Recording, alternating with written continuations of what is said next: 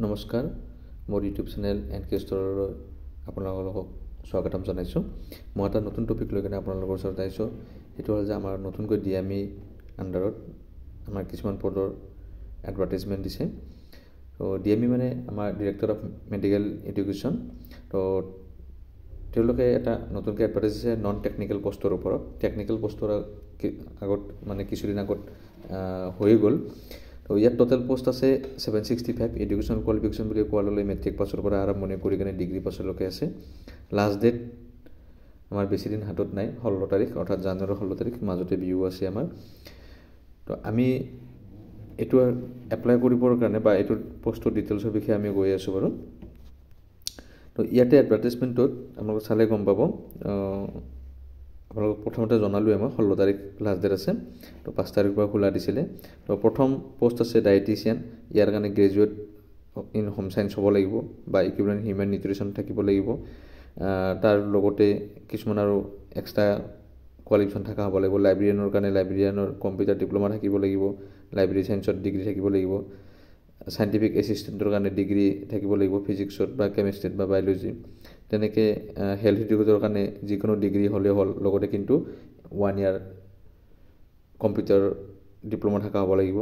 তাৰপিছত ষ্টিৰ' কাম computer operator. তো তাৰ কাৰণে HSLC হ'লেও হয়, মানে HS পাছ কৰিলেও হ'ব, কিন্তু 1 বছৰীয়া টাইপিং চাৰ্টিফিকেট বা কম্পিউটাৰ এপ্লিকেশ্যনত ডিপ্ল'মা থকা হ'ব লাগিব।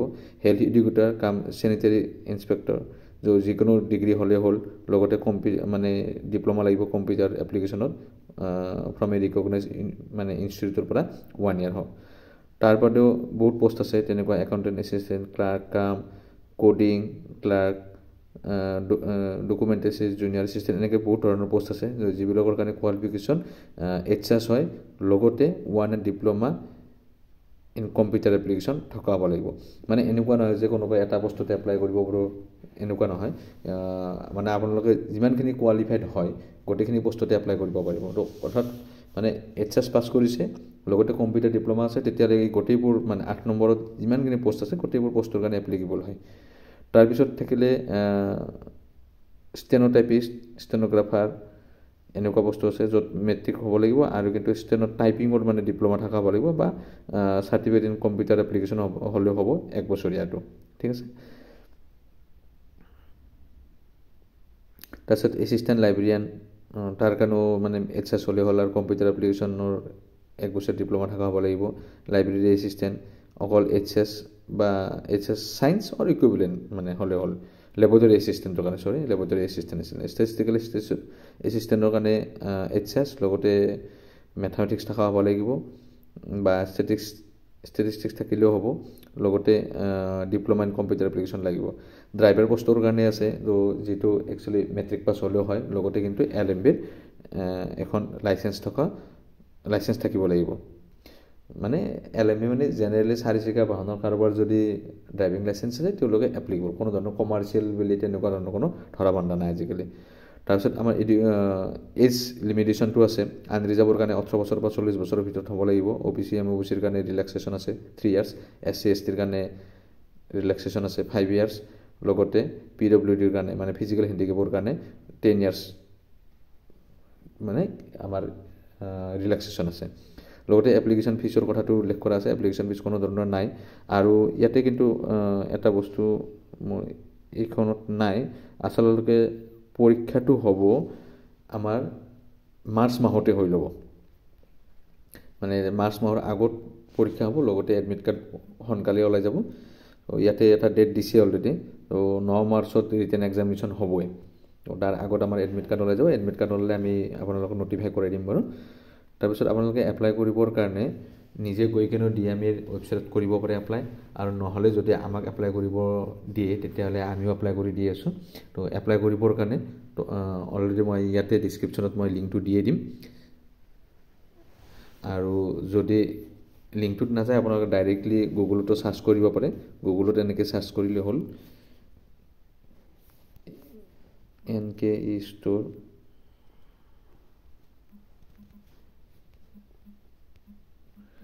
.in, এইটো আমাৰ ৱেবছাইট হয়, নিজা ৱেবছাইট।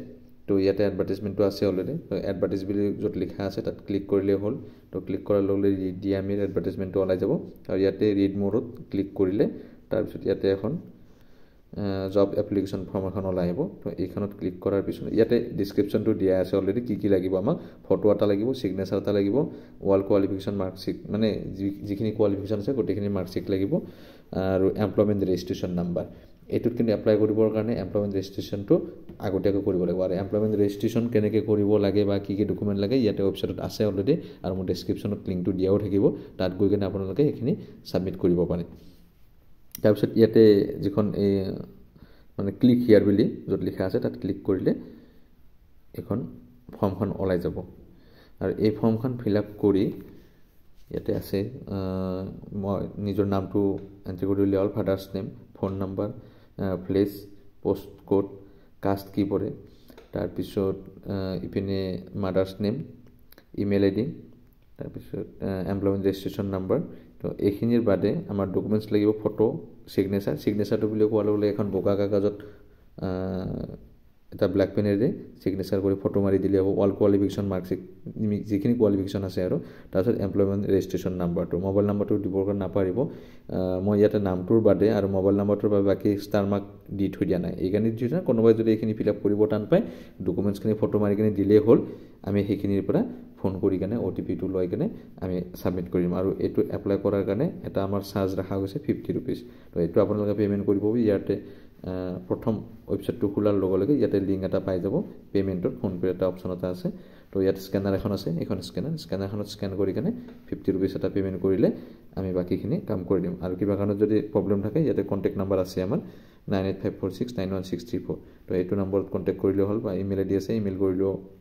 জনাব পাৰিব তো যিকোনো ৱৰ্কিং আৱাৰ্ছত ফোন কৰিব পাৰে কথা নাই একো প্ৰব্লেম নাই তো এইখিনিয়ে আছিল আমাৰ নতুন এডভাৰ্টাইজমেণ্টৰ তো ইয়াৰ বাদেও আমাৰ ইয়াতে বহুত কিবা কিবি ছাৰ্ভিচ আছে আপোনালোকে চাব পাৰিব অনলাইন ছাৰ্ভিচত ইয়াতে অপশ্যন আছে